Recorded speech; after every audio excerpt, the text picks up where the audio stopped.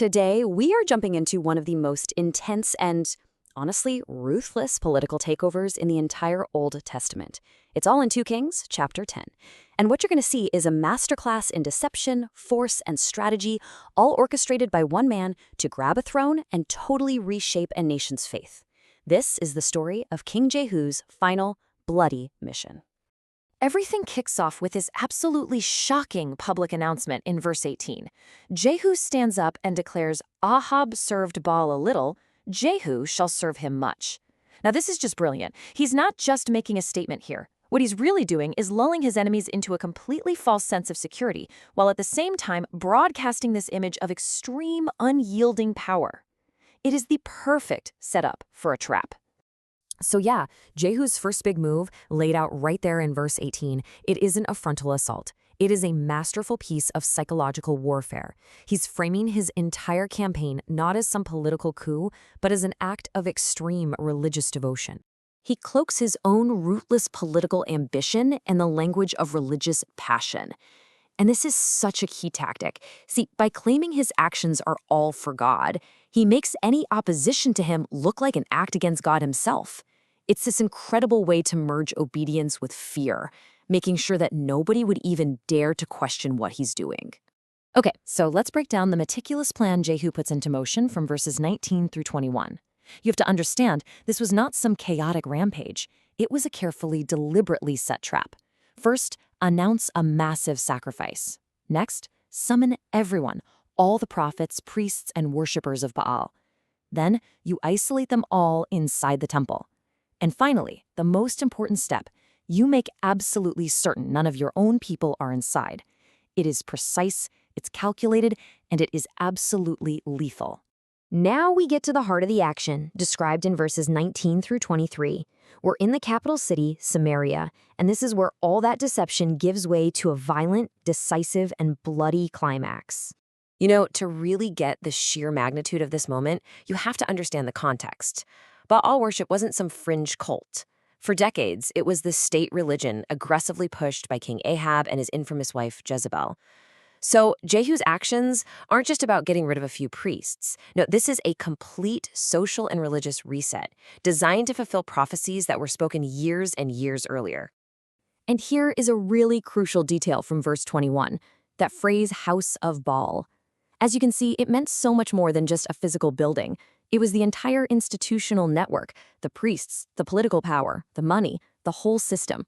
So by targeting the house, Jehu wasn't just doing a renovation, he was demolishing the entire foundation of the old regime. And this really illustrates the scale of the challenge Jehu was up against.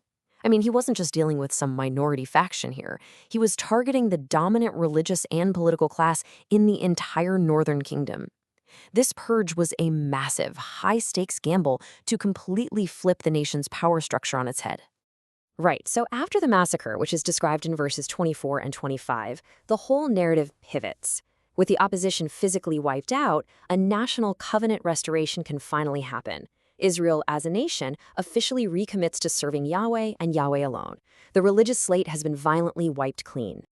But let's be clear, Jehu's mission was never just about religion. It was deeply, deeply political. To make his own throne secure, he had to eliminate every last rival, every potential claimant from the old royal family. And the text does not pull any punches. After the purge of Baal's followers, Jehu systematically eliminated every last remnant of Ahab's family and all of his key supporters. This was a total eradication, making sure no one was left to rally a rebellion or challenge his new reign. From a purely political point of view, it was brutal, but man, was it effective. Now, where these executions happen is so symbolic. Jezreel wasn't just any old city. It was the site of Ahab's palace and, more importantly, the vineyard of a man named Naboth, who was unjustly murdered by Ahab and Jezebel. So by carrying out the judgment right here, Jehu is directly and very publicly linking his actions to the past sins of the very dynasty he's destroying. Jehu is a master of political theater. He makes sure his actions aren't just seen, but that their meaning is understood by everybody. This isn't just a coup. This is the fulfillment of divine judgment. In a truly gruesome act of political theater, Jehu has the heads of Ahab's descendants piled up at the city gate. I mean, can you imagine? This served a dual purpose. It was a terrifying warning to anyone even thinking about rebellion, and it was a very public sign that the prophecy against Ahab's house had been brutally fulfilled. And now we get to probably the most infamous prophecy connected to this whole saga, spoken years earlier by the prophet Elijah. It foretold a humiliating, undignified end for the queen mother Jezebel, who was really the architect of Baal worship in Israel. And her fate, detailed in verses 32 through 34, is the final, brutal exclamation point on this whole thing. To be eaten by dogs, left unburied, that was the ultimate dishonor in that culture. The text presents this not just as a death, but as a divine humiliation, completely and totally erasing her legacy from the land of Israel. So, with all religious rivals gone and all political rivals eliminated, the narrative wraps up by confirming the total success of Jehu's violent and zealous campaign. This is the payoff. This slide just crystallizes the central theme of the entire chapter, and it's all drawn from verses 35 and 36. Look at the direct link here. Prophecy acts as divine law, and when it's carried out, it leads to political consolidation. Spiritual justice results in national stability. For the narrator of this story, those two things are completely inseparable.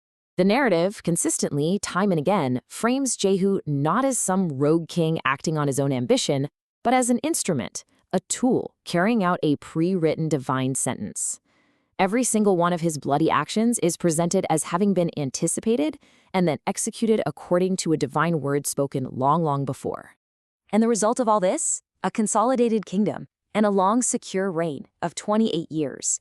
The story directly links his spiritual obedience, his zeal, to his ultimate political success and the stability of the entire nation. So, when you pull it all together, what's the big takeaway? It's how this story masterfully weaves together divine will with raw earthly power. It presents a world where spiritual justice isn't some abstract idea, it's a force that literally forges political reality. The message is pretty clear. For the kingdom to be secure, the covenant has to be honored. And all this leaves us with one last provocative thought. Was Jehu a man of pure, zealous faith, just acting as an instrument of God?